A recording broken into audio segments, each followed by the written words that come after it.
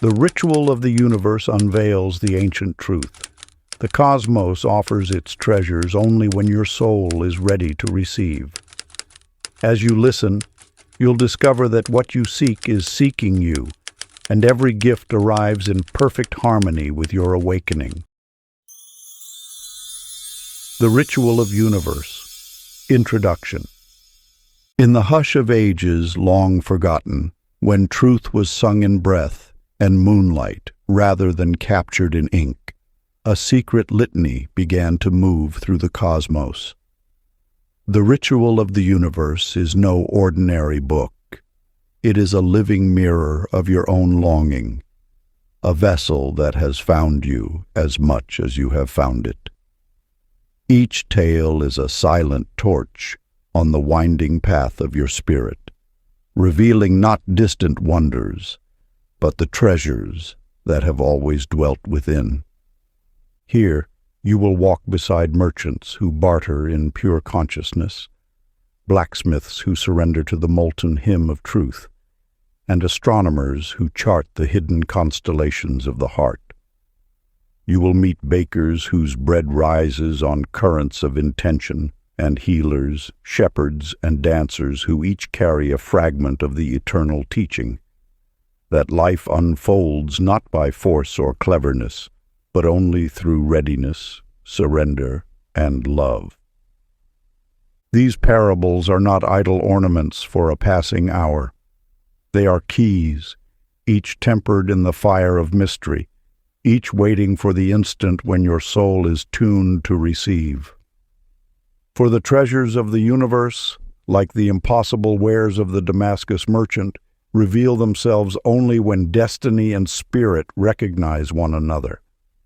Read, then, not with a mind hungry for answers, but with a heart willing to be revealed. Let these words wash through you as rivers carve hidden valleys, shaping the unseen contours of your own being. Whether you find yourself in the eternal marketplace, at the blacksmith's glowing forge, or beneath the secret stars of Persia, you are, in truth, discovering yourself. This is the quiet reminder that threads every page. The miracles you seek have never been elsewhere. They have always lived within you, waiting for the moment you remember that you are both the seeker and the sought, the question and its timeless answer.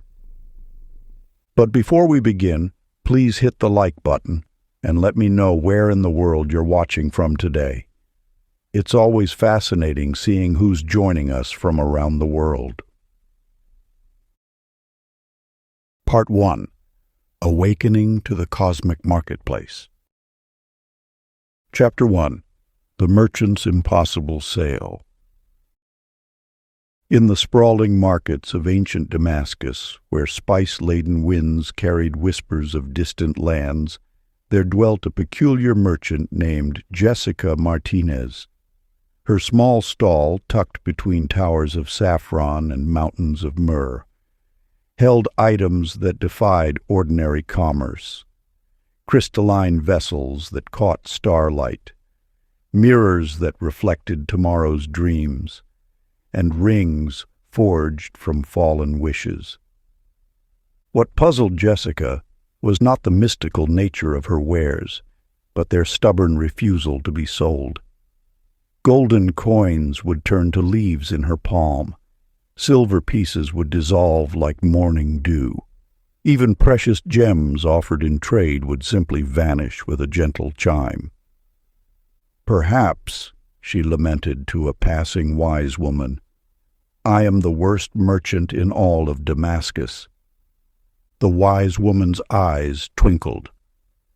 "Or perhaps," she replied, "you are the most honest one."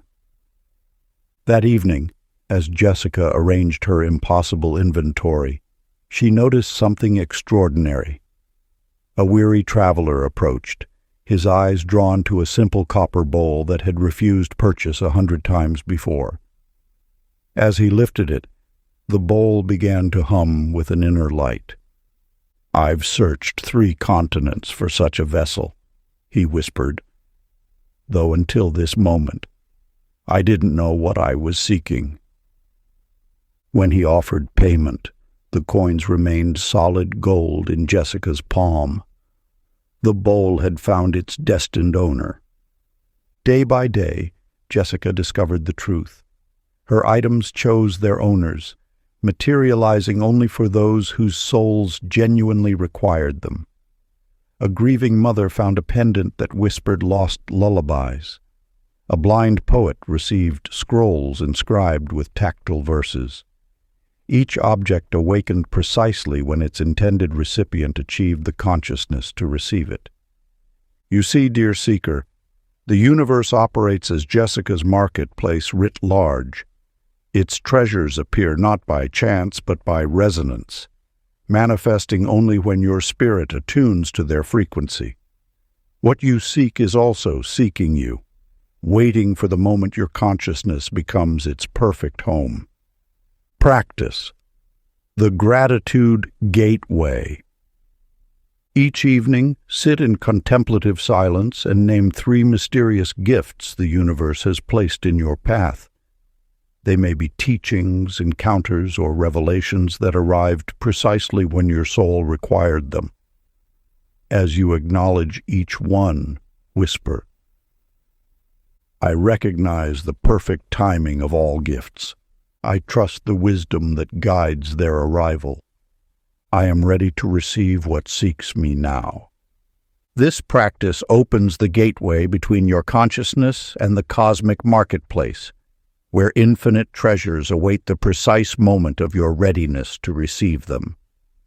Jessica still tends her impossible stall in the eternal markets of spirit, reminding us that true value lies not in the ability to acquire, but in the readiness to receive. Chapter 2.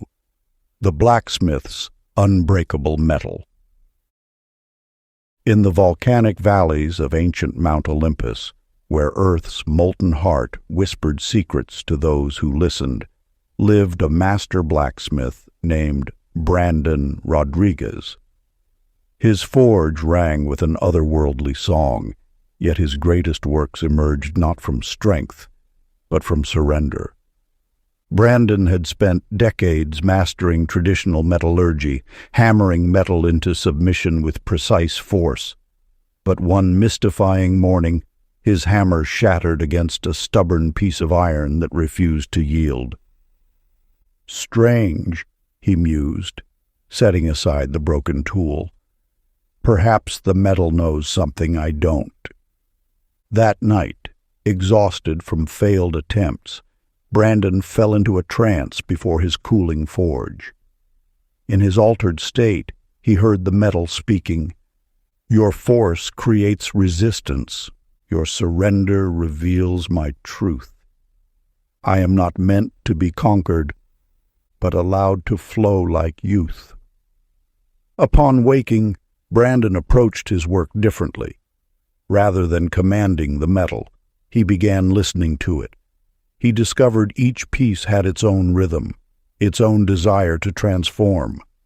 When he aligned with this natural flow, miraculous alloys emerged. Metals lighter than feathers, yet stronger than diamond. Blades that cut through illusion rather than matter. Shields that deflected fear instead of arrows. Word spread of Brandon's impossible creations. A warrior prince demanded to know his secret.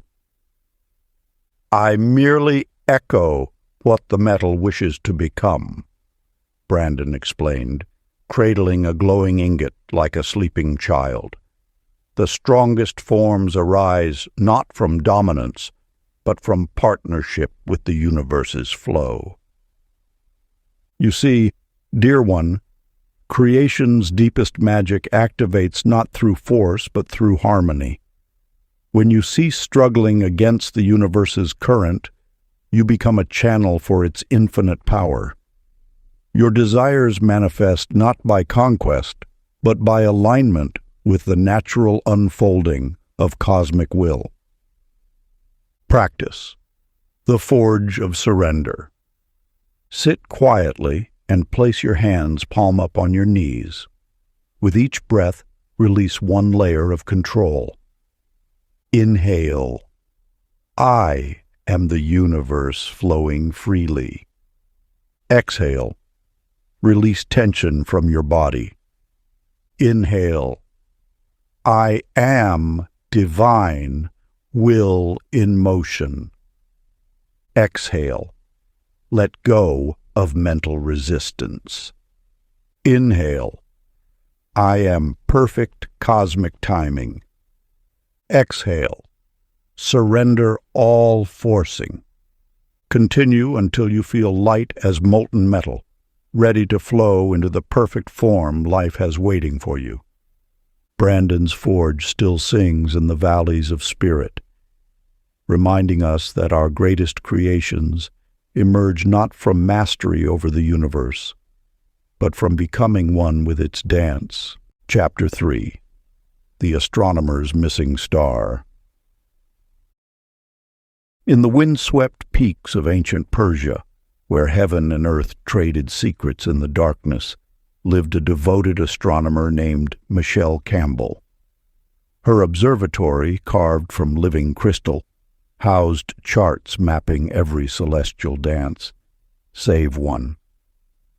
A prophecy spoke of a star whose light would awaken humanity's dormant wisdom, yet despite decades of searching, this cosmic jewel remained hidden from her sight. Michelle's calculations were flawless, her instruments precise.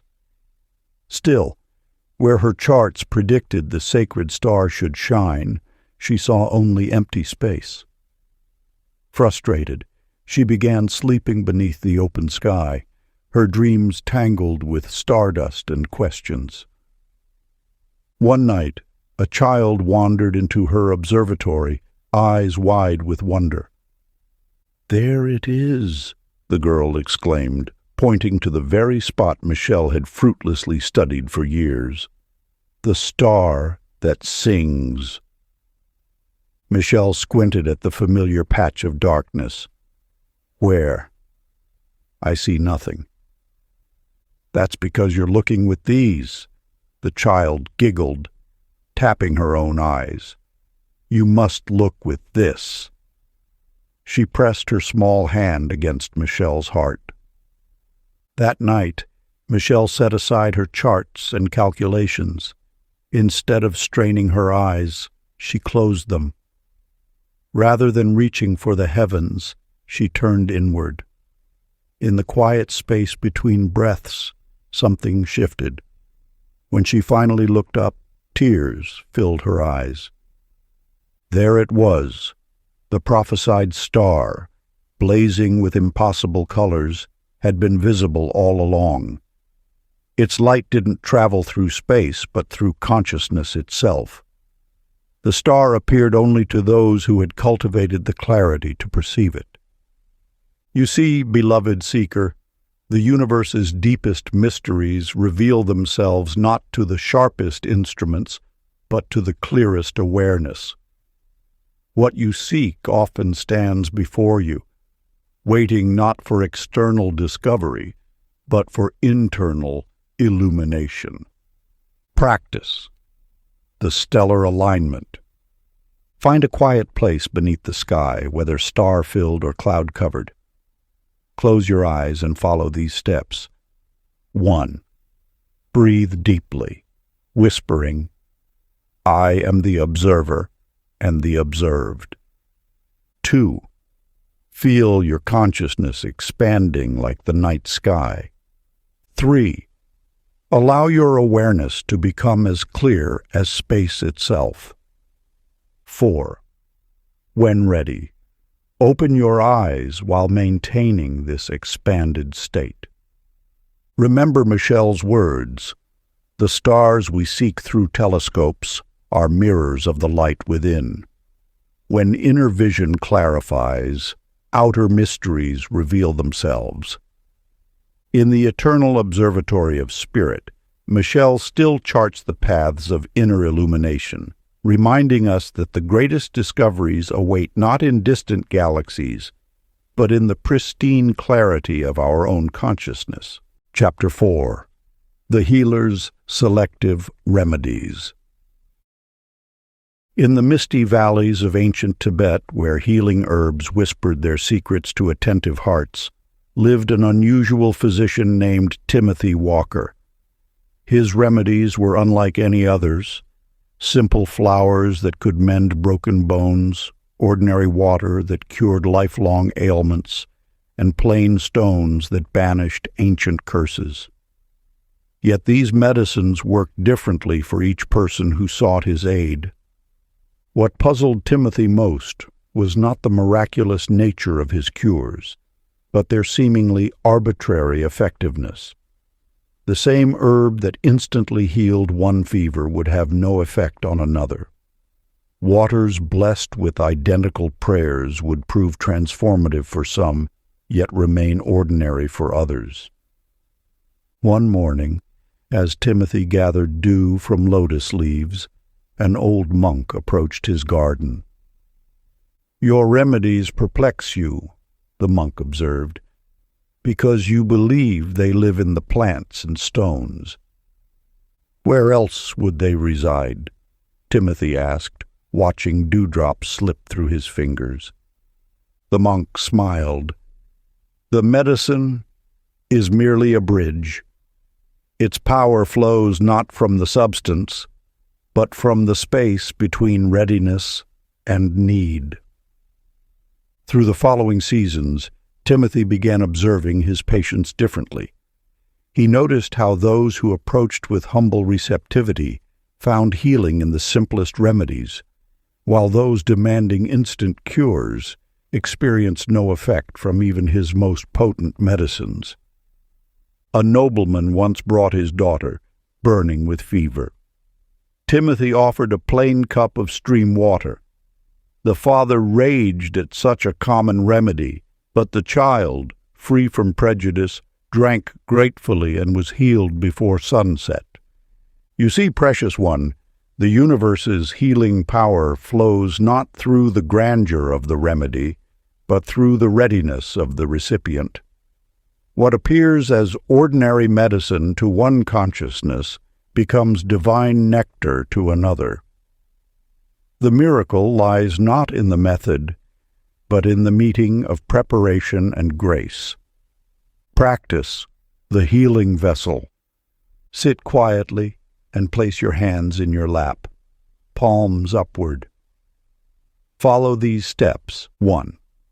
Breathe deeply, feeling yourself become empty like a clean bowl. 2. Whisper, "I am ready to receive perfect healing." 3. Imagine pure light filling your empty vessel. 4. Allow this light to overflow into all areas needing restoration. Repeat daily, remembering Timothy's wisdom. The most powerful medicine is the humility to receive it. In the eternal gardens of spirit, Timothy still tends his mysterious remedies, teaching us that true healing comes not from the power we seek to grasp, but from the grace we are prepared to receive. Chapter 5. The Baker's Mystical Bread. In the hidden mountain village of ancient Shangri-La, where morning mists carried whispers of celestial secrets, lived a humble baker named Amanda Chen. Her tiny shop sat beneath flowering plum trees, and while other bakers crafted ordinary loaves, Amanda's bread held mysteries that defied explanation. Some claimed her crusty rolls could heal broken hearts. Others swore her braided challah revealed visions of possible futures. Yet what puzzled Amanda most was how inconsistent these magical properties seemed. Some days her simplest loaves transformed lives, while on others her most elaborate creations remained merely delicious bread. One dawn, as Amanda kneaded dough beneath the rising sun, an ancient woman appeared, her eyes twinkling like stars caught in morning light. "Your hands shape more than flour and water, child," the woman observed, touching a rising loaf. "You weave intentions into being." Amanda paused, dusted with flour. "But why do some loaves carry magic while others don't?" The woman traced patterns in spilled flour. "Watch your thoughts as you bake tomorrow. The bread rises not with yeast alone, but with the purity of purpose in your heart." The next morning, Amanda began her work differently. As she mixed each ingredient, she infused it with clear intention. Water became flowing love. Flour transformed into gentle wisdom. Salt crystallized into grounding truth. She noticed that when her mind wandered to worries or schedules, the dough remained lifeless. But when she maintained pure presence and purpose, it rose with otherworldly lightness. A wealthy merchant once demanded to purchase her magical bread. Amanda offered him a fresh loaf, but in his hands it turned dense and ordinary. Meanwhile, a hungry child given the same bread found it multiplied to feed her entire family. You see, precious one, creation's deepest magic flows not from ingredients or technique, but from the clarity of consciousness behind each action. When you infuse your works with pure intention, the universe's power flows through even the simplest tasks. Practice. The sacred loaf of being. Sit quietly and cup your hands as if holding bread dough. Follow these steps. 1. Breathe deeply, whispering, "I am the sacred baker of my reality." 2. Feel divine energy gathering in your palms like rising dough. 3. Knead your intentions with, "Love rises within me. Wisdom flows through me. Truth sustains me." 4. Release your creation to serve the highest good. Remember Amanda's wisdom. Every moment is bread for the spirit. The purity of our intention determines how it rises. In the eternal bakery of consciousness, Amanda still kneads the dawn into golden possibilities, teaching us that life's real magic lies not in what we make, but in how present we are while making it. Chapter 6. The Scribe's Self-Writing Scrolls. In the sacred archives of ancient Alexandria, where papyrus whispered secrets of the ages, lived a gifted scribe named Aaron Mitchell. Unlike other scholars who labored over each careful stroke, Aaron discovered something extraordinary. Sometimes the scrolls would write themselves through his hands, flowing with wisdom beyond his comprehension. Yet this phenomenon proved mysteriously selective. Some days, the divine knowledge poured through him like a river of golden light. Other times, despite his best efforts, only his own limited thoughts would emerge on the page. One evening, as shadows danced across the library walls, a blind poetess approached his desk. "You grip the reed too tightly," she said, though she couldn't possibly see his hand. "The universe cannot flow through clenched fingers." Aaron frowned at his white-knuckled grip. "But if I hold too loosely, how can I control the writing?" The poetess laughed like tinkling bells. "That's precisely your obstacle. You're trying to be the author when you're meant to be the instrument." Through moonlit nights that followed, Aaron practiced a different way of writing. He learned to empty himself of expectation, to become hollow like a reed flute awaiting the breath of divine wind. He noticed that when his ego demanded to direct the wisdom, his scrolls remained ordinary. But when he surrendered completely, letting his hand move like a leaf in the cosmic breeze, profound teachings beyond his understanding would flow forth. A renowned philosopher once demanded Aaron transcribe his lectures, but only mundane words appeared. Yet when a humble seeker asked for guidance, Aaron's hands danced across the papyrus with celestial fire, revealing exactly what that soul needed to know. You see, beloved one, the universe's deepest wisdom channels not through the learned mind, but through the empty vessel. When you release the need to control the flow, you become a pure conduit for divine expression. Practice the flowing reed of spirit. Sit with parchment or paper before you, holding your writing instrument lightly. Follow these steps. 1. Breathe deeply, whispering, "I am the hollow reed through which wisdom flows." 2. Feel yourself becoming empty and receptive. 3. Place your hand gently on the page without expectation. 4. Allow whatever comes to emerge without judgment or control. Remember Aaron's revelation. True wisdom writes itself through hearts made empty by surrender. In the eternal library of consciousness, Aaron still tends his mysterious scrolls, teaching us that the greatest insights flow not from what we know, but from how completely we can let go and let divine wisdom write itself through our being. Chapter 7. The Shepherd's Talking Flock. In the mist-shrouded highlands of ancient Kashmir, where dawn's first light painted the mountains gold, lived a shepherd named Stephanie Garcia. Unlike other herders who saw only wool and meat in their flocks, Stephanie discovered her sheep possessed an extraordinary gift. They spoke ancient wisdom, but only to those whose ears were truly ready to hear.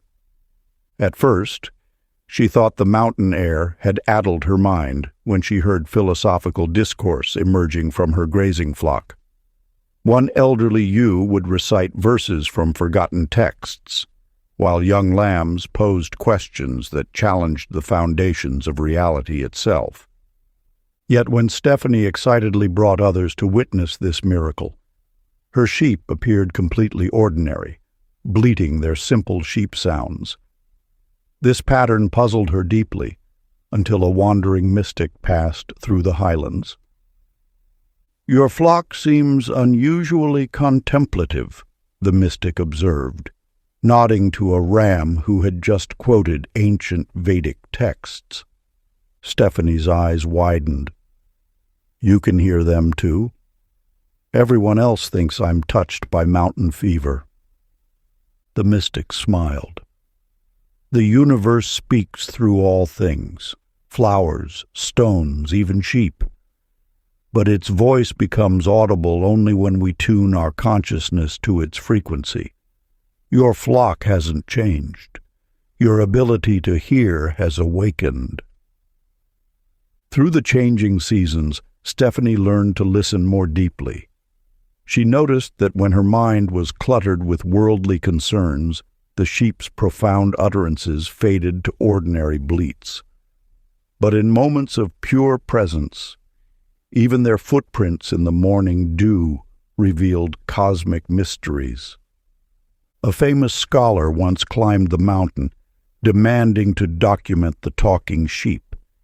He left disappointed, hearing nothing but animal sounds. Yet a simple child wandering by engaged in delightful philosophical discourse with the lambs about the nature of existence. You see, precious one, wisdom whispers through every aspect of creation. The question is not whether the universe is speaking, but whether we have developed the consciousness to hear its voice. Practice the listening heart. Find a quiet place in nature and follow these steps. 1. Breathe deeply, whispering, I am attuned to universal wisdom. 2. Release expectations of how truth should sound. 3. Open your awareness to messages in unexpected forms. 4. Let nature's voice emerge through perfect stillness. Remember Stephanie's wisdom. Every blade of grass contains libraries of knowledge, if only we learn to listen with our souls instead of our ears. In the eternal meadows of spirit, Stephanie still tends her philosophical flock, teaching us that divine wisdom speaks through all things when we cultivate the consciousness to hear it. Chapter 8. The Sailor's Compass of Destiny. In the mist-veiled harbors of ancient Phoenicia, where trade winds carried whispers of distant shores, lived a legendary navigator named Kevin Torres. While other sailors relied on stars and charts, Kevin possessed an extraordinary compass that defied ordinary navigation. Its needle pointed not to magnetic north, but toward each person's highest destiny. Yet this mystical instrument proved remarkably temperamental. Sometimes its crystal face would glow with otherworldly clarity, the needle spinning with absolute certainty. Other times it remained stubbornly dull, refusing to offer guidance despite Kevin's desperate pleas. One storm-threatened evening, as clouds gathered like dark omens, an old pearl diver emerged from the waves and approached his ship. "Your compass reads the currents of destiny," she said, water streaming from her silver hair. "But you clutch it like a drowning man grasps driftwood." Kevin studied his white-knuckled grip on the instrument. "If I hold it loosely, how can I ensure it guides the way I need to go?" The pearl diver laughed, her voice like waves on sand. "That's precisely why it dims. The compass doesn't serve your plans. It reveals the ocean of possibility flowing beneath them." Through moontides that followed, Kevin learned a different way of navigation. He discovered that when he demanded specific destinations, the compass face clouded like stormy seas. But when he surrendered to the flow of universal currents, its needle danced with crystalline purpose, guiding journeys beyond his imagining. A wealthy merchant once offered a fortune to use the compass for finding profitable routes. In his hands, it spun uselessly. Yet when a lost soul seeking life's purpose held it, the needle blazed like a star, pointing toward adventures that would transform them both. You see, beloved one, your highest destiny reveals itself not through forced direction, but through divine surrender. When you release the need to control your course, the universe's guidance shines with perfect clarity. Practice the surrendered navigation. Sit quietly and cup your hands as if holding the sacred compass. Follow these steps. 1. Breathe deeply, whispering, "I trust the divine current of my destiny." 2. Feel yourself becoming buoyant, released from the weight of control. 3. Let your inner compass align naturally, without force or demand. 4. Notice which direction calls to your soul's deepest knowing. Remember Kevin's revelation. True navigation begins when we stop fighting the current and become one with the ocean of destiny. In the eternal harbor of consciousness, Kevin still reads his mysterious compass, teaching us that life's greatest journeys unfold not from our stubborn plotting, but from surrendering, to the perfect course already charted in our hearts. Chapter 9. The Weaver's Pattern of Fate. In the misty highlands of ancient Tibet, where prayer flags whispered secrets to the wind, lived a remarkable weaver named Rachel Phillips. Unlike other artisans who created from predetermined patterns, Rachel discovered her loom possessed an extraordinary power. It wove tapestries revealing the flowing threads of destiny, but only when she achieved perfect harmony with cosmic timing. At first, Rachel struggled to understand why some tapestries shimmered with prophetic vision, while others remained merely beautiful cloth. The mystery deepened when she noticed that forcing her will upon the threads produced only mundane designs, yet surrendering to their natural flow revealed breathtaking glimpses of what was to come. One frost-touched morning, as prayer wheels turned in distant monasteries, a wandering silk merchant laid an ancient moth-eaten tapestry before her. "See how the pattern changes when viewed from different moments in time," she asked, shifting the fabric in the dawn light. "Your loom weaves not with thread, but with time itself." Rachel traced the shifting images with wonder. "But how can I ensure it shows what needs to be seen?" The merchant smiled, her eyes twinkling like dewdrops. "That's precisely why some patterns remain hidden. Time reveals its secrets only to those who honor its dance." Through countless sunrises, Rachel learned to weave differently.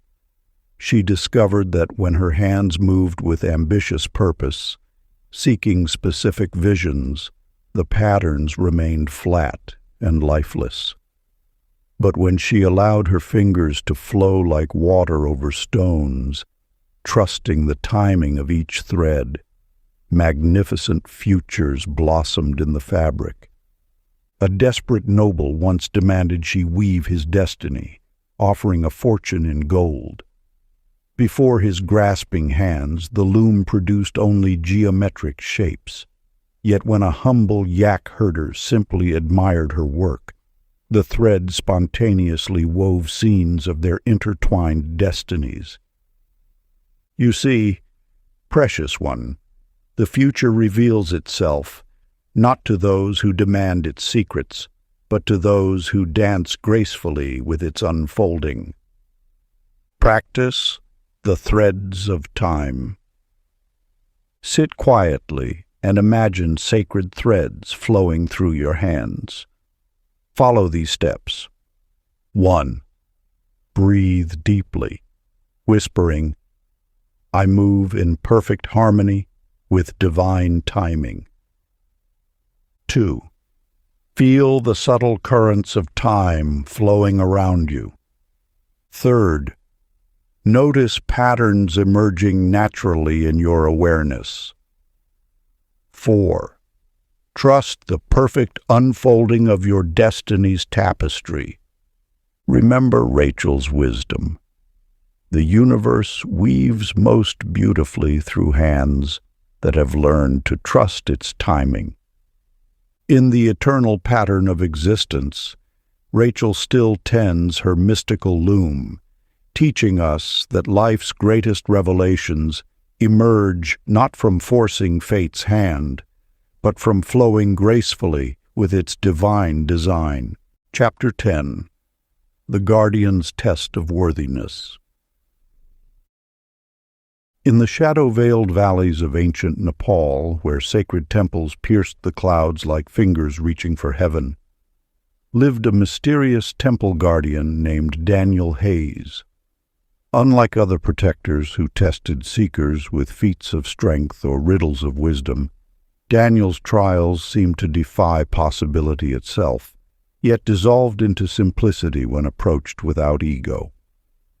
The temple steps, when climbed with ambition, stretched endlessly upward. The entrance door, when pushed with force, became immovable as a mountain. The sacred fountain, when approached with thirst, would run dry. Yet humble children would skip effortlessly to the top. Butterflies would drift through the mighty door, and forest creatures would drink freely from the endless waters. One monsoon evening, as thunder rolled through the valleys like celestial drums, a battle-hardened warrior arrived, seeking enlightenment. "I've conquered kingdoms and mastered every martial art," he declared. "Surely I can pass your simple tests." Daniel smiled, his eyes reflecting distant lightning. "Then perhaps you'd like to move this pebble." He pointed to a tiny stone no larger than a dewdrop. The warrior laughed, but when he reached for the pebble, it wouldn't budge. He strained until veins stood out on his forehead, yet the stone remained fixed as if anchored to the center of the earth. Through the long night, the warrior employed every technique he knew: leverage, tools, even explosives. Nothing affected the seemingly immovable pebble. As dawn painted the sky, a young pilgrim passed by. Noticing the warrior's frustration, she bent down and picked up the pebble effortlessly, placing it gently in the warrior's trembling hand. "The universe's greatest powers," Daniel explained, "yield only to those who have released the need to prove their own." You see, beloved seeker, the obstacles before you are not barriers to be conquered, but mirrors reflecting what you must surrender to proceed. Practice the surrender of power. Find a quiet space and follow these steps. 1. Breathe deeply, whispering, "I am willing to release all need to prove myself." 2. Feel the weight of your accumulated power and knowledge. 3. Let each breath carry away another layer of ego-driven strength. 4. Notice how true power flows naturally through empty vessels. Remember Daniel's teaching? The mightiest door opens not to the force of your pushing, but to the grace of your letting go. In the eternal temples of spirit, Daniel still offers his impossible trials, teaching us that our greatest achievements come not from asserting our power, but from surrendering our need to be powerful. Part 2. Practicing Alignment and Readiness. Chapter 11. The Alchemist's Transforming Touch. In the candlelit chambers beneath ancient Alexandria, where sacred mysteries whispered through torchlit corridors, lived an extraordinary alchemist named Megan Foster. Unlike other practitioners who mixed compounds and studied formulas, Megan discovered that metals transformed not through elaborate processes, but through the precise matching of her inner vibration to the cosmic frequency of change. Her laboratory held countless vessels of base metals, each awaiting transformation. Yet despite her vast knowledge of alchemical arts, some days the metals remained stubbornly unchanged, while on others they transmuted instantly to gold at her slightest touch. One shadowy evening, as incense curled like ancient serpents through the air, a visiting sage from the east observed her frustration. "Your metals mirror your music," he said, watching her hands hover over a copper bowl. "When your song clashes with the universe's melody, even lead remains lead." Megan studied her reflection in the polished metal. "But I know all the proper techniques and formulas." The sage traced a symbol in the dust. "That's precisely why they resist. Transformation flows not from knowledge, but from resonance. Through countless experiments that followed, Megan learned a different approach to alchemy. She discovered that when she focused on formulas and forced reactions, the metals remained inert. But when she aligned her own frequency with the cosmic vibration of possibility, miraculous transformations occurred effortlessly. A renowned scholar once demanded she demonstrate her methods, taking detailed notes of every gesture. In his subsequent attempts, nothing changed. Yet, when a humble street sweeper simply admired the beauty of her work, the metals in his presence began to shimmer with golden light. You see, precious one, true transformation manifests not through technical mastery, but through perfect resonance with the universe's transformative power. Practice. The frequency of change. Sit quietly before any object you wish to transform. Follow these steps. 1. Breathe deeply, whispering, "I am in perfect harmony with universal transformation." 2. Feel your own vibration rising to match cosmic frequency. 3.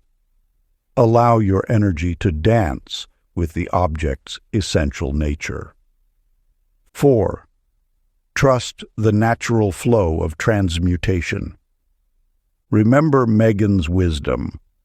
The universe's greatest changes occur not through force of will, but through harmony of being. In the eternal laboratory of consciousness, Megan still practices her mystical art, teaching us that life's most profound transformations emerge not from external techniques, but from internal alignment with the cosmic symphony of change. Chapter 12. The Oracle's Selective Prophecies.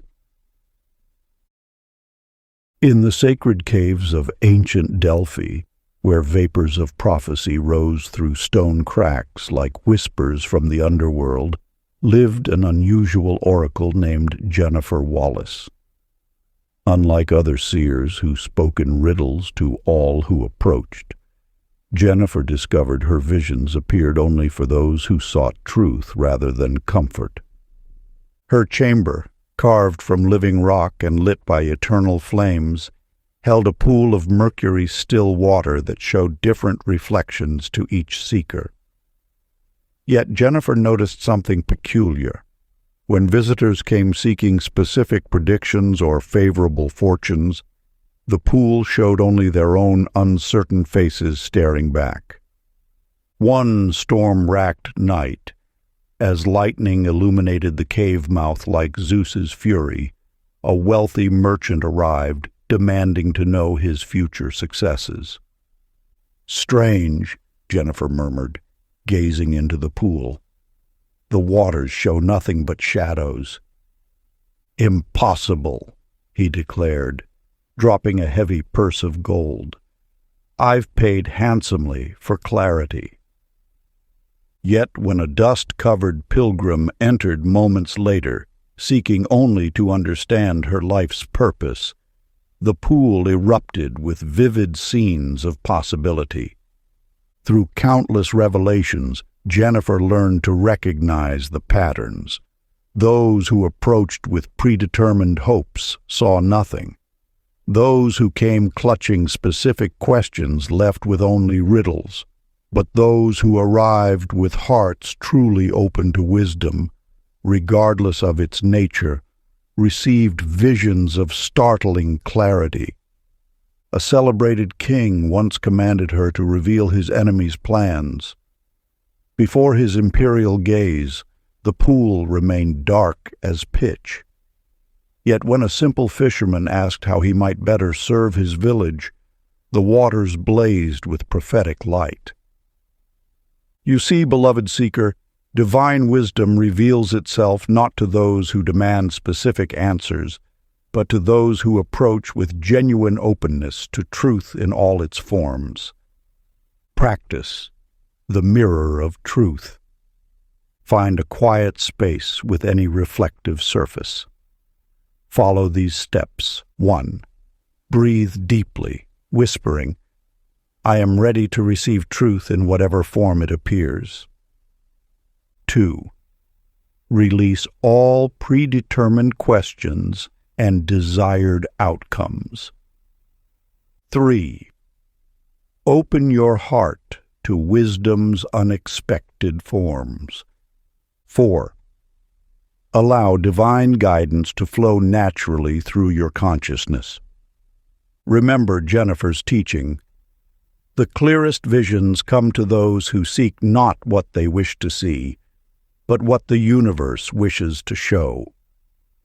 In the eternal cave of prophecy, Jennifer still tends her mystical pool, teaching us that life's deepest revelations emerge not from demanding answers, but from cultivating the courage to face whatever truths await us.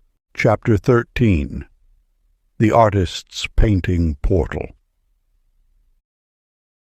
In the mist-shrouded mountains of ancient Tibet, where rainbow light danced through crystal peaks, lived an extraordinary artist named Joshua Bennett. Unlike other painters who captured mere images on silk, Joshua's brushstrokes opened doorways to realms beyond ordinary perception, but only for those who had developed the spiritual sight to see them. His humble studio, perched like an eagle's nest amid sacred peaks, held paintings that seemed to shift and breathe.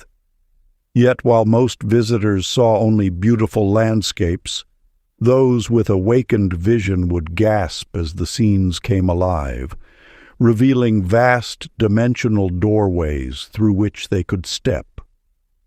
One crisp autumn morning, as prayer flags snapped in the wind, a wealthy collector arrived to commission a masterpiece. I want something impressive for my palace walls, he declared, examining Joshua's works with a calculating eye.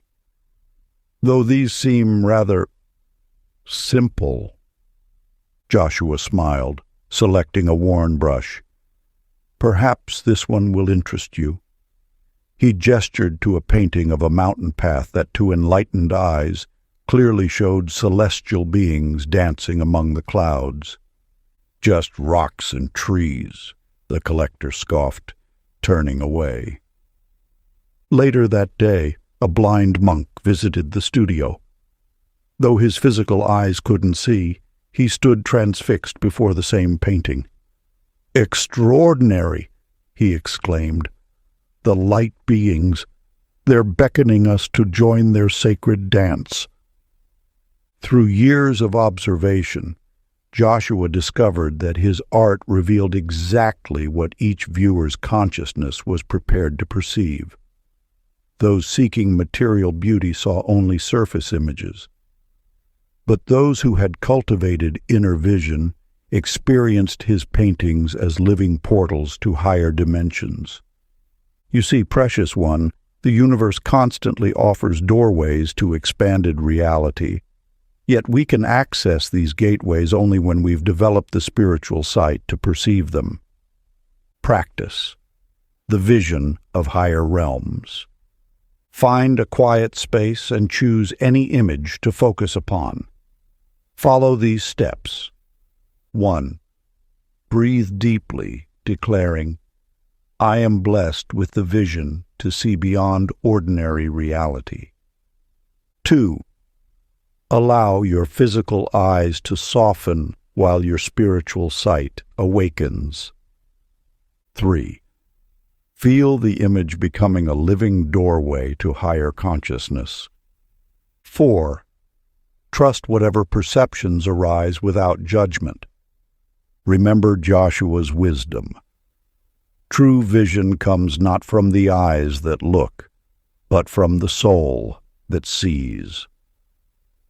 In the eternal studio of spirit, Joshua still creates his mystical portals, teaching us that life's most profound dimensions reveal themselves not to those who merely look, but to those who have learned to truly see.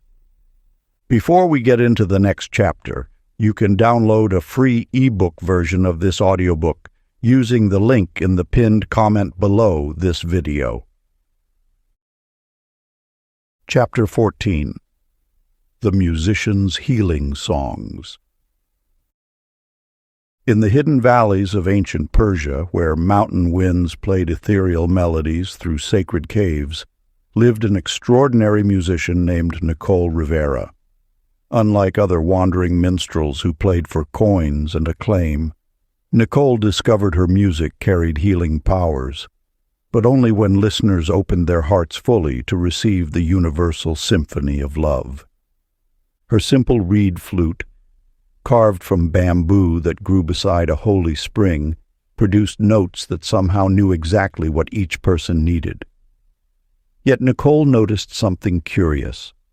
While some listeners experienced miraculous healings, others heard only pleasant melodies. One moonlit evening, as she played in a village square, a wealthy merchant clutched his aching head and demanded, "Play something to cure my pain." Nicole's flute produced the perfect healing tones, yet his suffering persisted. Meanwhile, a humble washerwoman with a crippled hand sat quietly nearby, tears flowing as she simply appreciated the music's beauty. Before the final note faded, her fingers had straightened and regained their strength. Through countless similar experiences, Nicole understood the pattern.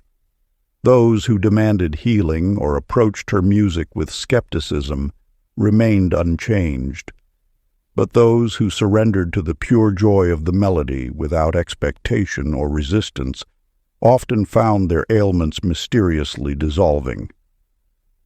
"Your music reaches beyond my ears," observed an old wise woman.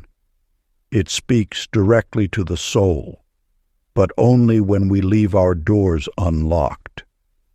You see, precious one, the universe's healing power flows not through forced cures or desperate seeking, but through pure receptivity to love's endless song. Practice the melody of healing. Find a quiet space where music can reach you. Follow these steps. 1. Breathe deeply, whispering, "I am open to receive the universe's healing symphony." 2. Release all expectations of specific outcomes. 3. Allow the sounds to wash through your entire being. 4. Trust that divine harmony knows exactly what you need. Remember Nicole's wisdom. True healing comes not from the notes we hear, but from how deeply we allow them to touch our soul. In the eternal concert hall of existence, Nicole still plays her sacred flute, teaching us that life's most profound healing emerges not from seeking cures, but from opening our hearts to the perfect melody already playing within us. Chapter 15. The Hunter's Invisible Prey. In the primordial forests of ancient Hyperborea, where dawn mists cloaked sacred groves in mystery, lived an extraordinary hunter named Matthew Parker. Unlike other trackers who pursued earthly game, Matthew discovered he could perceive mysterious creatures that appeared only when approached with perfect balance between a predator's focus and a mystic's reverence. His hunting ground lay in valleys where reality itself grew thin, marked by stones older than memory. Yet Matthew noticed something peculiar. When he stalked with pure predatory intent, the mystical beings remained invisible. Only when he achieved the rare harmony between hunter's skill and spiritual awareness did these otherworldly creatures reveal themselves. One frost-touched morning, as leaves whispered ancient secrets, a renowned warrior sought Matthew's guidance in tracking a legendary beast. "We must strike fast and fierce," the warrior declared, gripping his spear with eager hands. "Watch," Matthew whispered, gesturing to a seemingly empty glade. While the warrior saw nothing, Matthew's balanced awareness revealed a magnificent creature of light and shadow, peaceful despite their presence. Through seasons of observation, Matthew understood the teaching. Those who approached with dominance or aggression found only empty forest. But those who combined skilled pursuit with deep respect for life's sanctity witnessed beings that bridged the mortal and divine realms. A young apprentice once asked, "How can we both hunt and honor that which we hunt?" "The prey chooses to be found," Matthew explained, "when we prove worthy of the gift it offers. You see, beloved seeker, the universe's most profound mysteries reveal themselves not to those who would conquer them, but to those who have mastered the delicate balance between seeking and reverence. Practice the sacred hunter's meditation. Find a quiet space in nature. Follow these steps. 1. Breathe deeply, affirming, "I am both the skilled seeker and the reverent witness." 2. Sharpen your senses while softening your spirit. 3. Notice without grasping, pursue without demanding. 4. Honor the sacred dance between hunter and hunted. Remember Matthew's wisdom. The greatest prey is not what we catch, but what chooses to reveal itself when we approach with balanced heart.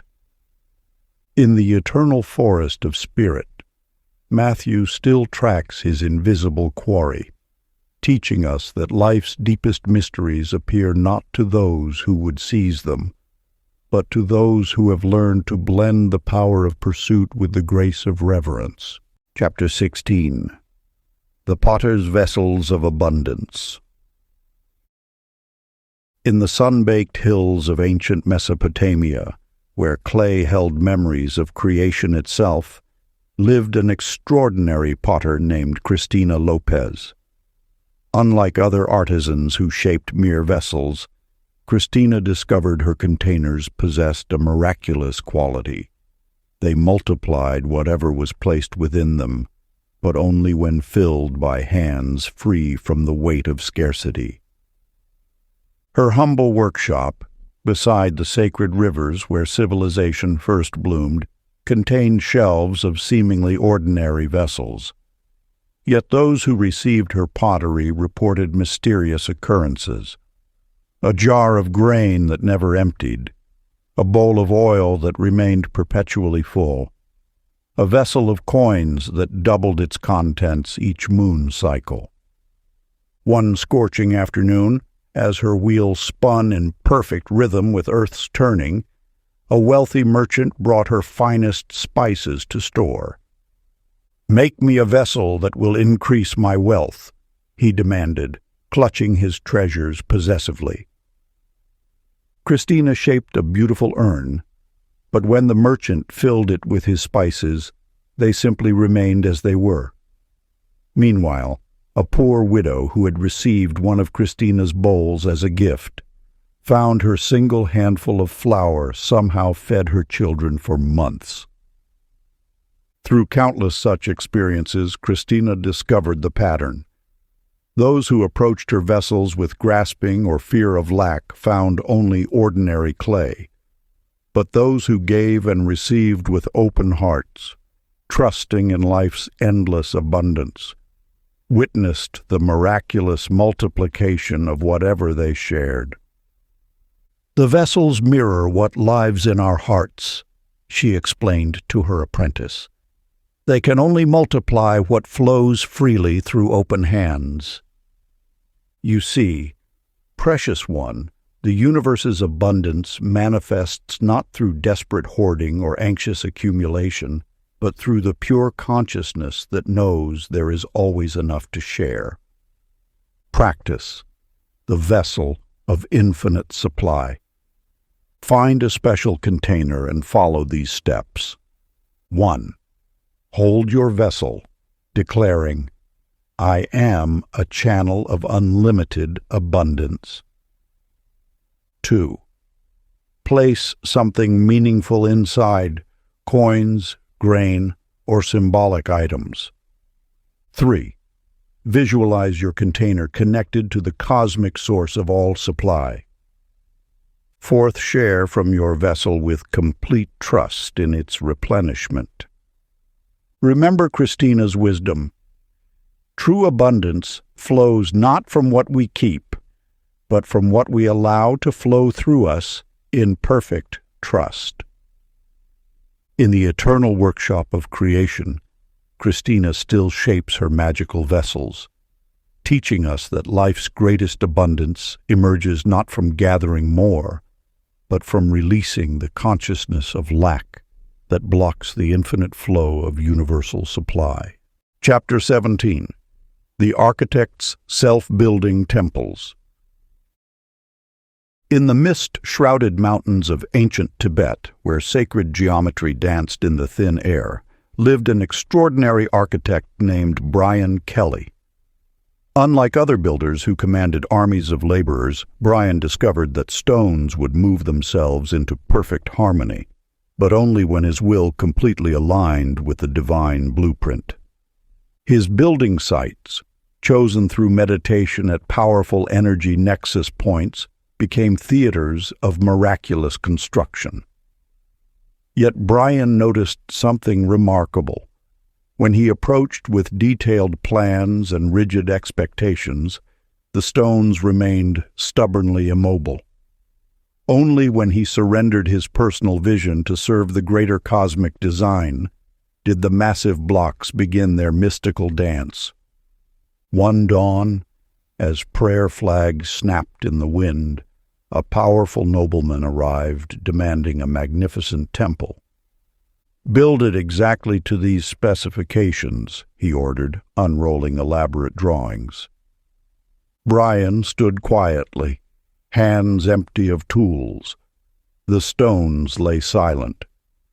But later that month, when a humble monk simply prayed for a sanctuary of perfect harmony, Brian watched in wonder as massive granite blocks floated into place like leaves on a gentle breeze.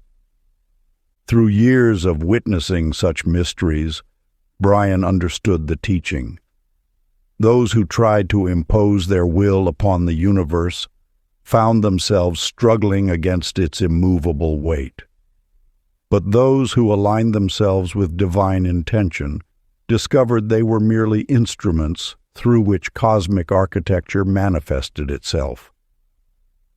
"We do not build temples," he explained to his amazed apprentices. "We simply create the conditions through which they build themselves."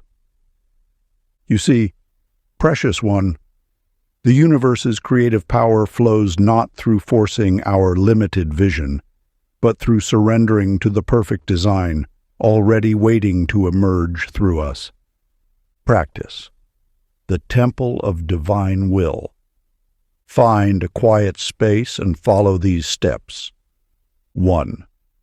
Center yourself, declaring, "I am a perfect channel for divine creation." 2. Visualize sacred geometry flowing through your being. 3. Release all personal plans and expectations. 4. Allow universal intelligence to architect through you. Remember Brian's wisdom. The greatest buildings rise not from our striving, but from our surrender to the master builder who already knows the perfect form. In the eternal construction site of existence, Brian still watches stones dance to cosmic rhythms, teaching us that life's most magnificent creations emerge not from imposing our will, but from aligning so completely with divine intention that we become the blueprint itself. Chapter 18. The Dancer's Reality-Shifting Movements. In the ethereal temples of ancient Cambodia, where sacred dancers moved between worlds, lived an extraordinary performer named Samantha Wright. Unlike other temple dancers who merely enacted stories, Samantha discovered her movements could alter the very fabric of reality, but only when her ego completely dissolved into pure devotional offering. Her dance sanctuary lay within a forgotten courtyard where moss-covered devas smiled their eternal smiles. Yet Samantha noticed something profound. When she danced with any trace of self-consciousness or desire for acclaim, reality remained stubbornly fixed.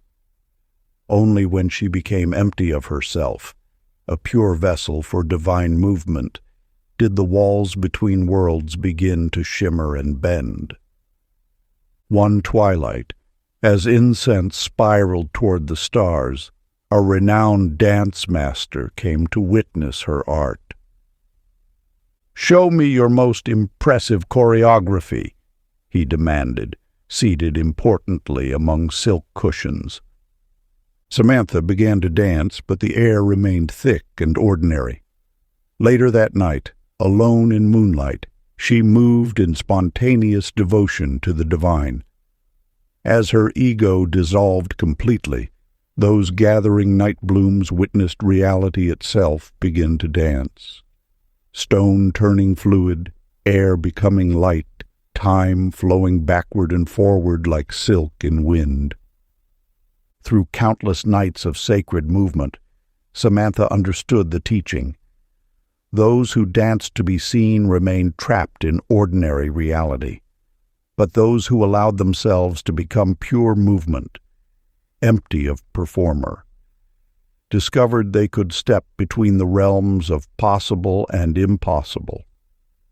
A young temple dancer once asked, "How can we make reality shift through our dance?" "We cannot make it do anything," Samantha explained. "We must become so empty of ourselves that reality dances through us." You see, beloved seeker, the universe's deepest magic manifests not through mastery of external forms, but through complete surrender of the self that separates us from the cosmic dance. Practice the reality-shifting movement meditation. Find a private space and follow these steps. 1. Begin moving, affirming, "I am the dance of divine creation." 2. Let all self-consciousness dissolve into pure devotional offering. 3. Allow movement to arise spontaneously through you. 4. Become empty enough to feel reality's fluid nature. Remember Samantha's wisdom.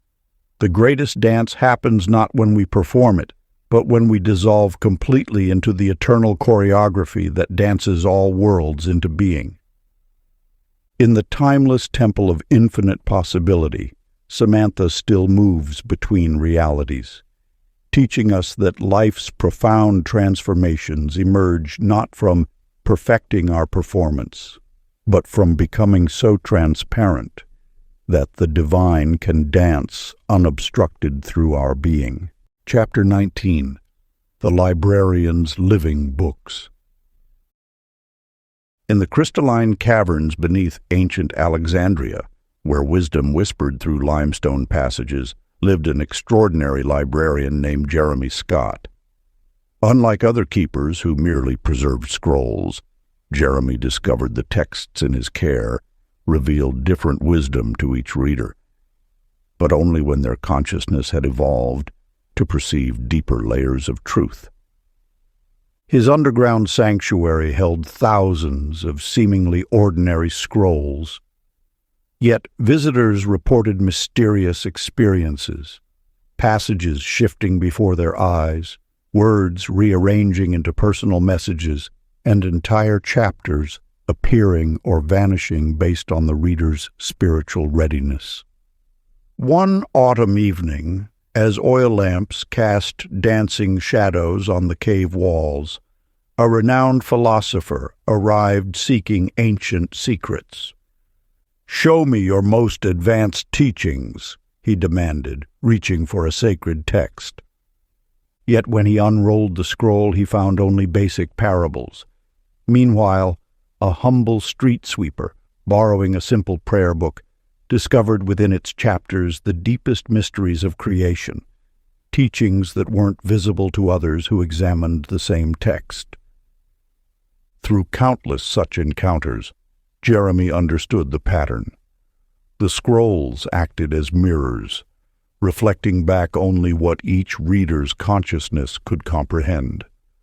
A single volume might appear as a children's tale to one, profound mystical instruction to another, and pure light to those of highest attunement.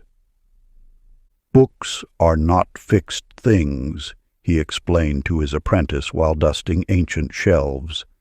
"They are living bridges between universal wisdom and individual readiness.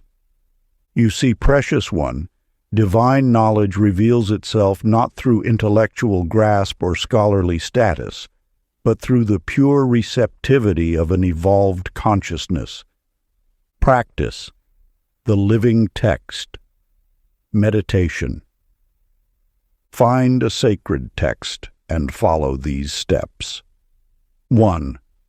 Center yourself, declaring, "I am ready to receive deeper wisdom." 2. Open the book randomly, allowing your eyes to settle naturally. 3. Read not with your mind, but with your entire being. 4.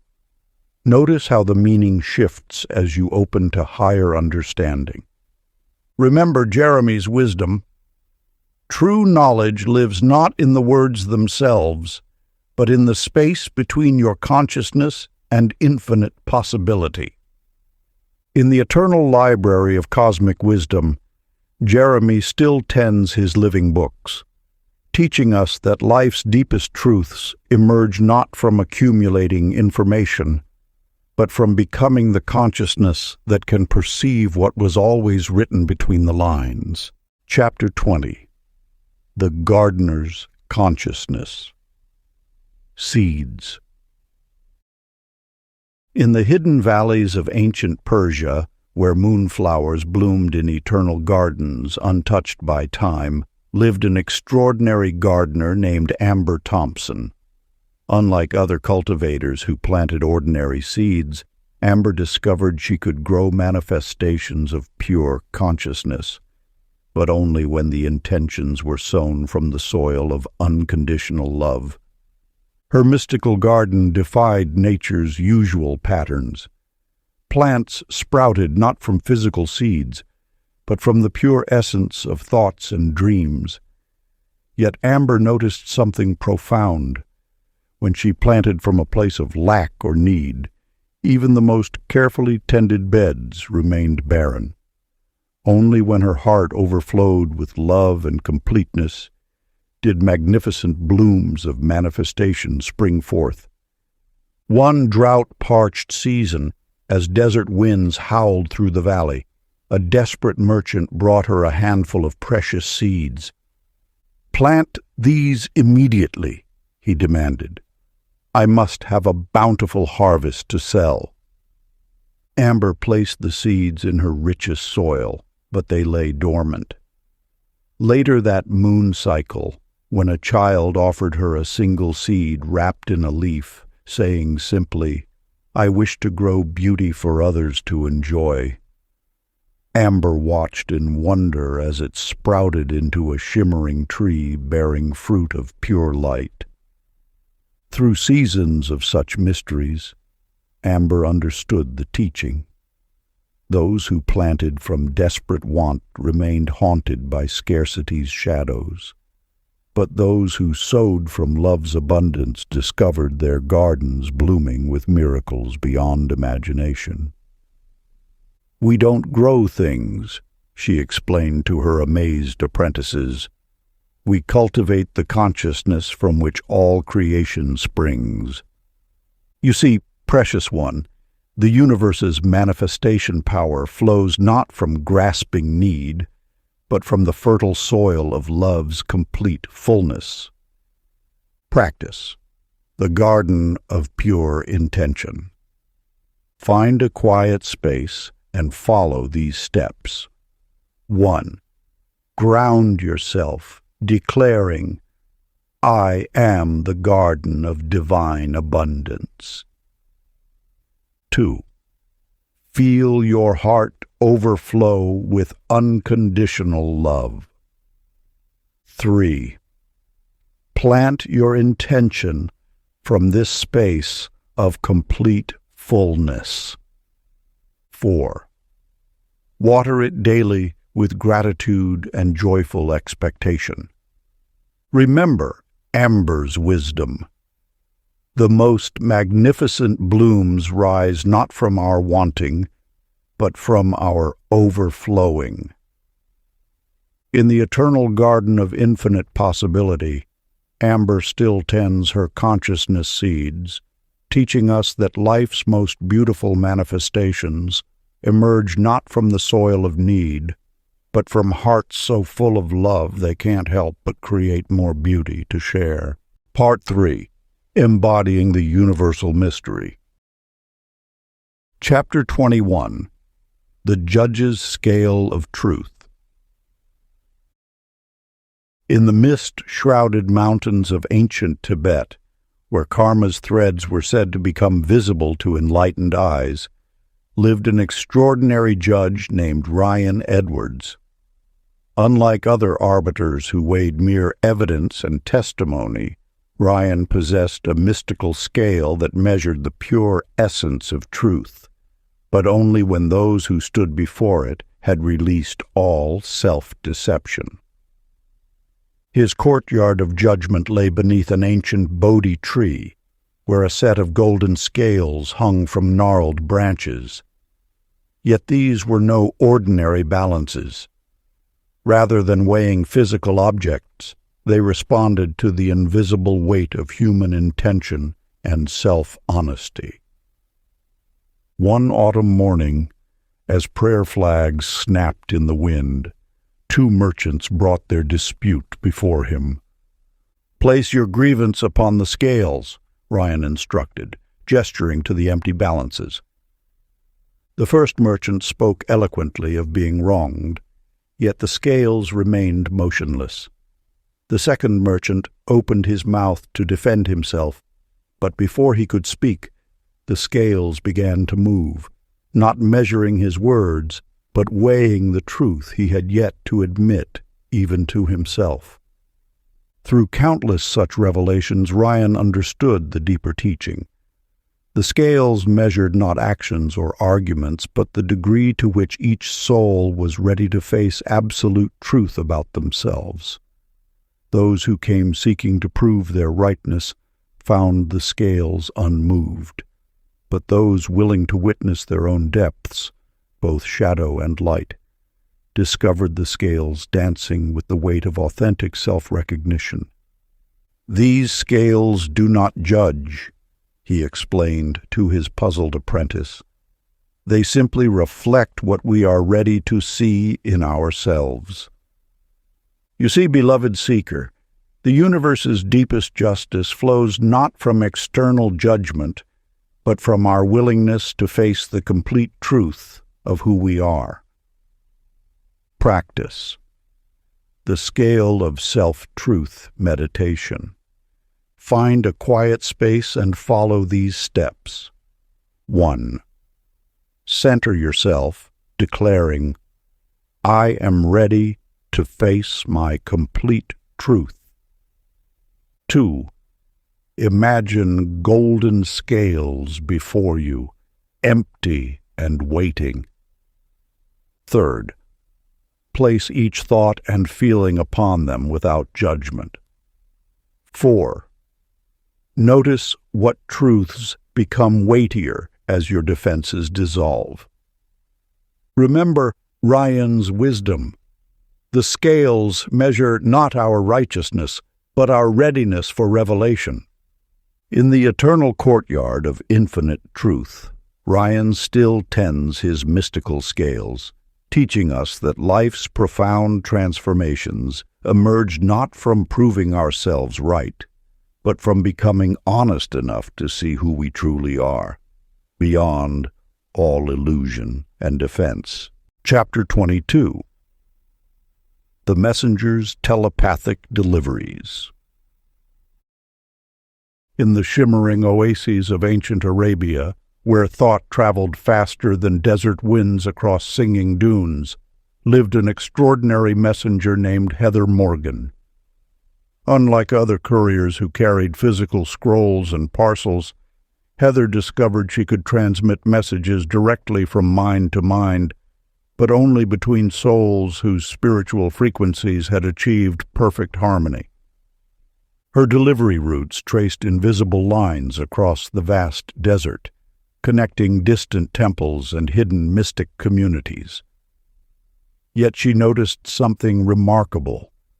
While some recipients instantly received her thought-carried messages with perfect clarity, others perceived nothing at all, no matter how loudly she projected her mental signals. One windswept evening, as the setting sun painted the dunes copper and gold, an urgent message needed delivery to a distant monastery. "Send it now," demanded the anxious sender. "It cannot wait until morning." Heather attempted the transmission, but the intended receiver's consciousness remained closed like a sealed tomb. Later that night, while delivering a simple greeting between two humble carpet weavers, she watched in wonder as entire volumes of wisdom flowed effortlessly between their synchronized souls. Through countless such deliveries, Heather understood the pattern. Messages flowed not through force of will or desperate need, but through the natural resonance between minds attuned to the same spiritual frequency. Those who demanded immediate transmission remained deaf to the subtlest whispers, while those who had cultivated inner harmony could share entire libraries of knowledge in a single moment of connection. "We don't send messages," she explained to her apprentice while watching heat mirages dance across the horizon. "We simply become clear channels through which truth naturally flows. You see, precious one, the universe's deepest communication happens not through forced transmission, but through the perfect alignment of ready souls." Practice. The telepathic resonance meditation. Find a quiet space and follow these steps. 1. Center yourself, declaring, "I am a clear channel of divine connection." 2. Attune your consciousness to universal frequency. 3. Release all effort to send or receive. 4. Allow wisdom to flow naturally through your aligned awareness. Remember Heather's wisdom. The purest messages travel not through space, but through the synchronized hearts of those prepared to share them. In the eternal web of cosmic communication, Heather still delivers her thought messages, teaching us that life's most profound exchanges happen not through external effort, but through the natural resonance of souls vibrating in perfect harmony. Chapter 23. The Engineer's Impossible Machines. In the misty valleys of ancient China, where bamboo forests whispered secrets of the cosmos, lived an extraordinary engineer named Sean Murphy. Unlike other craftsmen who built with mere wood and metal, Sean discovered he could construct devices that harnessed the very essence of universal energy, but only when operated by those who had transcended the illusion of separation. His workshop defied conventional understanding. Wheels turned without mechanical connection, light emerged from hollow vessels, and strange instruments hummed with power drawn from the invisible fabric of reality itself. Yet Sean noticed something profound. When anyone approached his creations with a mind clouded by duality, the machines fell silent and still. One foggy morning, as dawn painted the mountains in ethereal light, a wealthy merchant brought him a broken celestial compass. "Fix this with your miraculous skills," he commanded, dropping a heavy purse of gold. Sean's hands moved across the device, but it remained lifeless. Later that day, when a humble temple sweeper touched the same compass while lost in meditation, its needle sprang to life, pointing not just north, but towards dimensional doorways previously unseen. Through countless such revelations, Sean understood the deeper teaching.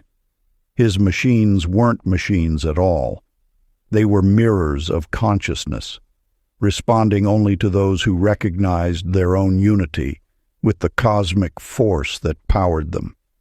Those who saw themselves as separate operators found only lifeless metal, but those who realized they were one with the universal energy discovered their touch awakened miracles. "We don't build devices," he explained to his amazed apprentices. "We create bridges between visible and invisible realms that respond to unified awareness. You see, precious one, the universe's deepest power flows not through mechanical mastery, but through the recognition that operator and operation are one. Practice the unified energy activation. Find a quiet space and follow these steps. 1.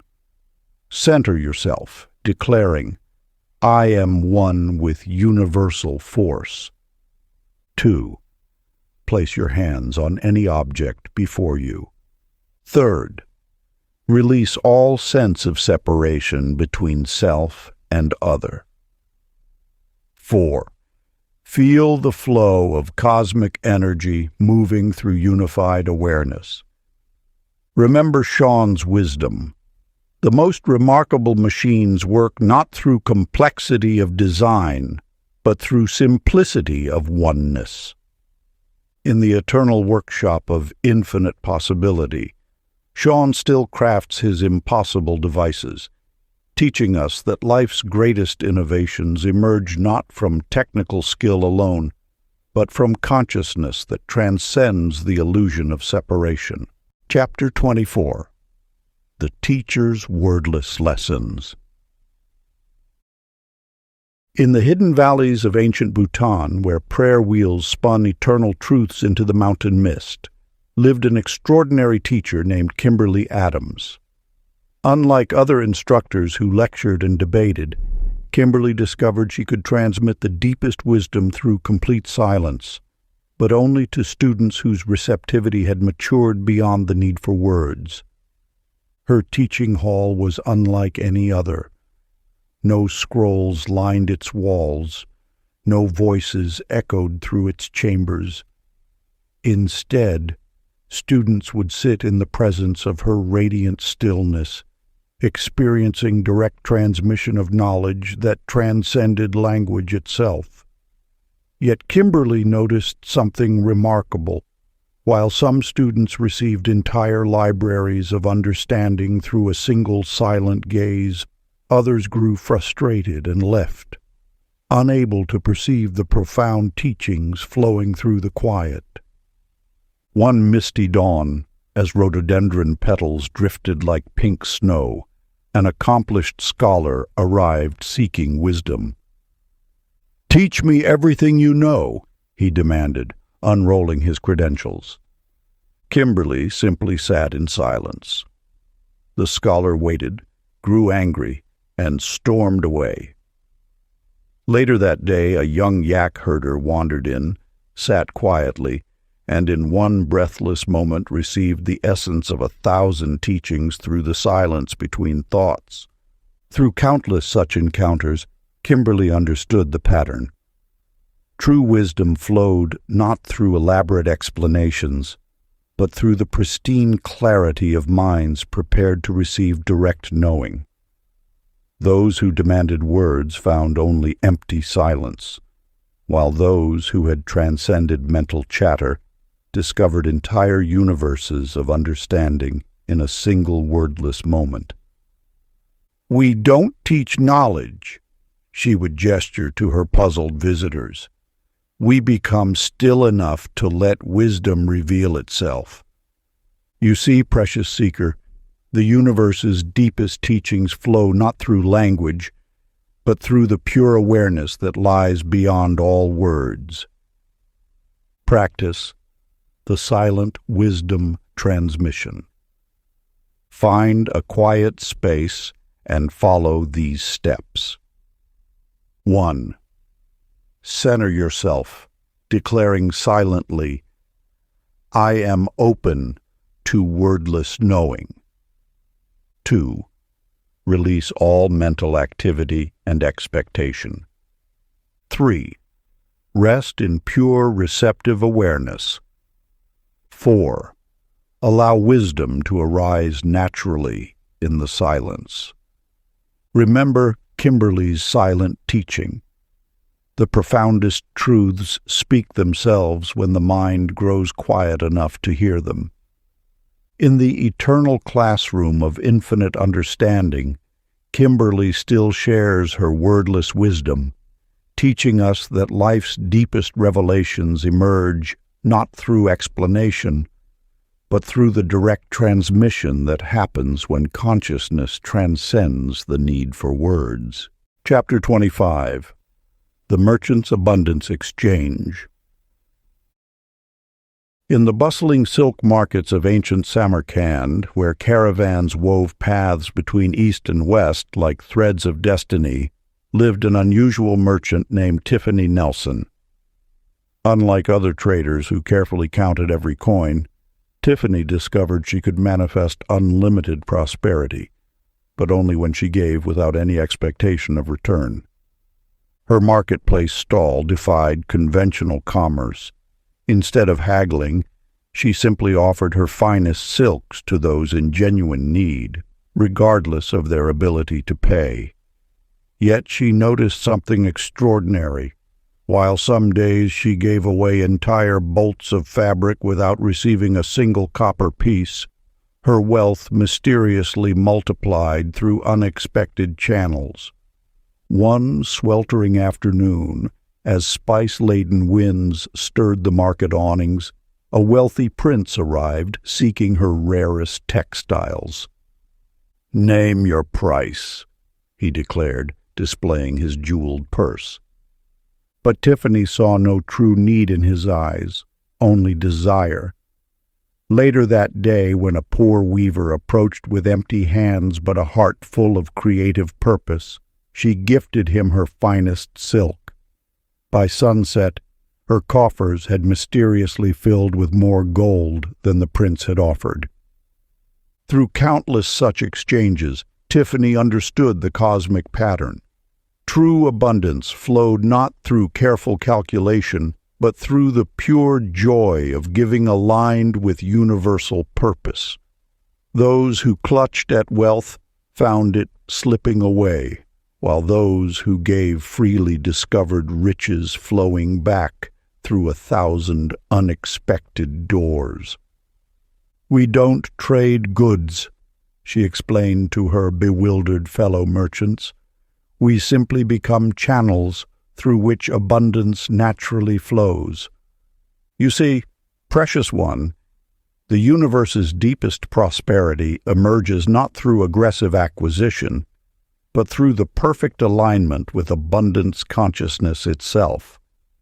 Practice the prosperity flow meditation. Find a quiet space and follow these steps. 1. Center yourself, declaring, "I am an infinite channel of universal abundance." 2. Imagine yourself giving freely without attachment. 3. Feel the joy of being abundance itself. 4. Allow prosperity to flow naturally through your aligned awareness. Remember Tiffany's wisdom. True wealth comes not from holding tight, but from becoming the very flow of abundance itself. In the eternal marketplace of infinite exchange, Tiffany still practices her mysterious commerce, teaching us that life's greatest prosperity emerges not through careful calculation, but through the natural overflow of a heart that has become one with abundance itself. Chapter 26. The Explorer's Dimensional Doorways. In the shimmering deserts of ancient Egypt, where reality rippled like heat waves across golden sands, lived an extraordinary explorer named Justin Reed. Unlike other adventurers who sought physical treasures, Justin discovered he could find passages between dimensions, but only after releasing every attachment that anchored consciousness to limited reality. His expeditions defied ordinary understanding. Where others saw only empty temple walls, Justin could step through gleaming portals into realms beyond imagination. Yet he noticed something profound. These doorways remained invisible to those whose minds were bound by rigid beliefs about what was possible. One crystalline desert night, as stars wheeled overhead like cosmic dancers, a renowned treasure hunter sought his guidance. "Show me the way to these magical portals," the hunter demanded, clutching maps and tools. Justin watched as the man walked straight through a glowing doorway without seeing it. Later that evening, a lost child wandered past, her mind free of preconceptions about reality's limits. To Justin's delight, she pointed at the shimmering portal and asked, "Does the rainbow door lead to where the stars are born?" Through countless such encounters, Justin understood the deeper truth. The doorways between realms had always existed. They simply remained invisible to those whose consciousness was too tightly bound to conventional reality. Those who desperately sought passages found only solid walls, while those who released all limiting beliefs discovered doorways everywhere they looked. "We don't find dimensional portals," he explained to his amazed followers. "We simply remove the barriers in consciousness that prevent us from seeing them. You see, precious one, the universe's infinite realms become accessible not through seeking, but through releasing everything that tells you they cannot exist." Practice the dimensional door meditation. Find a quiet space and follow these steps. 1. Center yourself, declaring, "I am unlimited consciousness." 2. Release each belief about what is and isn't possible. 3. Allow your awareness to expand beyond all boundaries. 4. Feel the dissolving of barriers between realms. Remember Justin's wisdom. The doors between dimensions open not through force of will, but through surrender of limitation. In the eternal expanse of infinite possibility, Justin still guides seekers through unseen doorways, teaching us that life's greatest discoveries emerge not from searching, but from releasing everything that blinds us to the magical passages that surround us always. Chapter 27. The Counselor's Soul Mirror. In the misty mountain temples of ancient Tibet, where wisdom echoed through prayer-filled valleys, lived an extraordinary counselor named Amy Patterson. Unlike traditional advisors who offered words of guidance, Amy possessed a remarkable gift. She could manifest a mystical mirror that revealed to each seeker their highest divine potential, but only when they had developed the consciousness to truly see it. Her consultation chamber held no ordinary mirrors, only a single pool of perfectly still water blessed by 1,000 moons. Yet what visitors saw in its surface varied dramatically. Some saw only their physical reflection, while others gasped in wonder as their most enlightened self gazed back at them, radiating unlimited potential. One autumn morning, as golden leaves danced on mountain winds, a wealthy merchant arrived seeking counsel. "Show me my true self," he demanded, tossing precious gems beside the pool. Amy invited him to look, but he saw only his ordinary reflection and departed in anger. Later that day, a humble flower-gatherer knelt by the water's edge. Her eyes widened in wonder as she beheld herself crowned in light, wisdom flowing from her like a celestial river. Through countless such encounters, Amy understood the divine pattern. The soul's highest potential remained invisible until consciousness expanded enough to embrace it. Those who demanded immediate vision found only surface reflections, while those who approached with gentle readiness discovered their own boundless divinity gazing back. "We don't create the vision," she would whisper to seekers. "We simply become clear enough to see what was always there."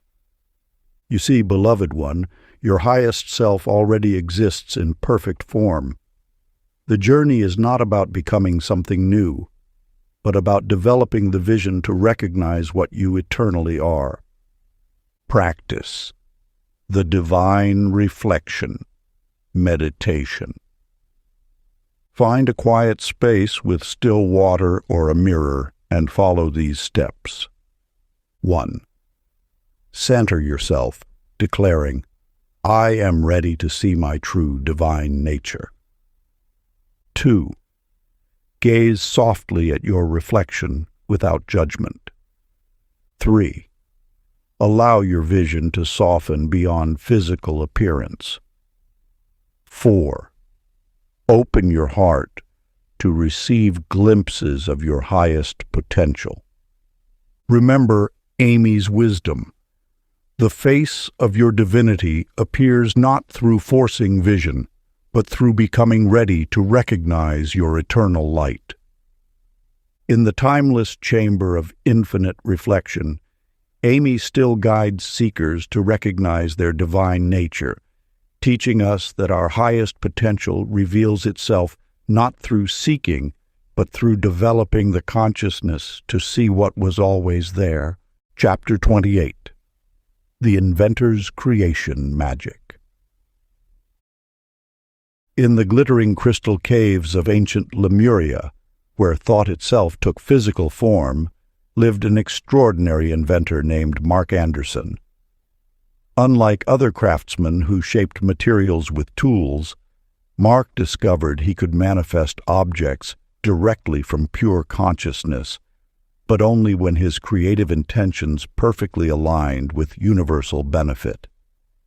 His workshop contained no forges or workbenches, only a meditation cushion surrounded by floating crystals that hummed with possibility. Yet what emerged from his sessions defied ordinary creation.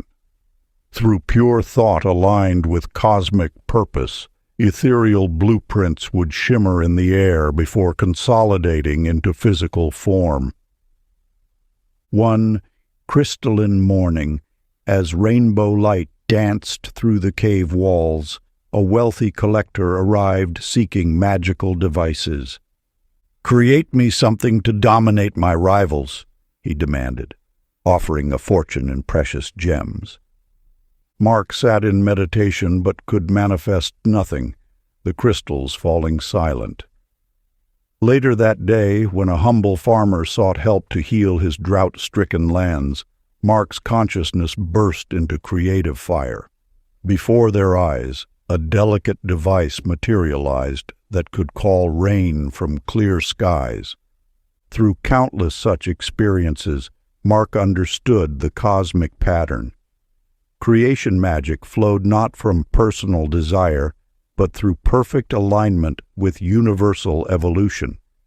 Those who sought to manifest from ego found their thoughts falling flat, while those whose intentions served the greater good discovered reality itself reshaping to match their vision. "We don't create through force of will," he explained to his amazed apprentices. "We simply align our consciousness with what the universe is ready to birth through us." You see, precious one, the power to manifest emerges not through mental effort, but through becoming a clear channel for creation itself. Practice the conscious creation ritual. Find a quiet space and follow these steps. 1. Center yourself, declaring, "I am a perfect channel for universal creation." 2. Feel your consciousness expand beyond personal desire. 3. Allow creative vision to arise that serves all beings. 4. Watch as your aligned intention begins taking form. Remember Mark's wisdom. True creation comes not from thinking thoughts, but from allowing universal intelligence to think through you. In the eternal workshop of infinite possibility, Mark still practices his mysterious art, teaching us that manifestation flows not through personal will, but through becoming one with the creative force that dreams worlds into being. Chapter 29, The Storyteller's Living Tales. In the twilight forests of ancient Ireland, where reality and myth danced as one, lived an extraordinary storyteller named Elizabeth Turner. Unlike other tale weavers who simply spoke their stories, Elizabeth discovered her narratives would materialize around her listeners, but only when their consciousness had evolved enough to participate in reality's dance. Her storytelling grove held no ordinary gathering place, only a circle of standing stones that thrummed with otherworldly energy. As she spoke, those ready to see would watch in wonder as characters stepped from thin air. Mythical creatures soared overhead, and entire landscapes shimmered into being. One misty evening, as the veils between worlds grew thin, a boastful poet arrived, seeking to learn her secrets. "Show me how to command such illusions," he demanded, flourishing his finest verses. Elizabeth began a tale, but the poet saw only a woman gesturing at empty air. Meanwhile, a wide-eyed child sitting nearby squealed with delight as she reached out to touch the shimmering wings of a fairy that had materialized from Elizabeth's words. Through countless such moments, Elizabeth understood the deeper pattern.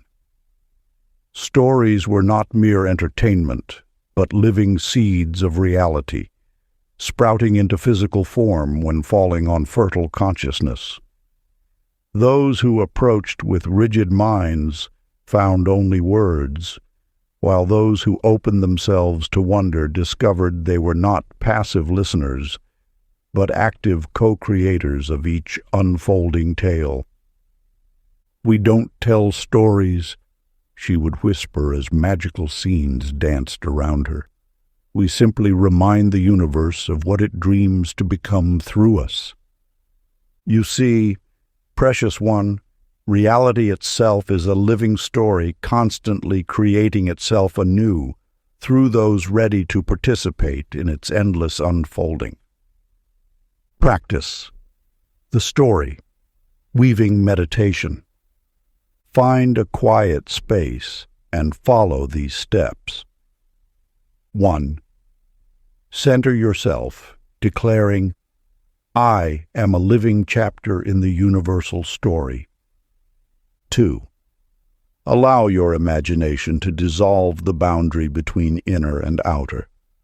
Third, feel yourself as both storyteller and story. 4. Watch as reality reshapes itself through your conscious participation. Remember Elizabeth's wisdom.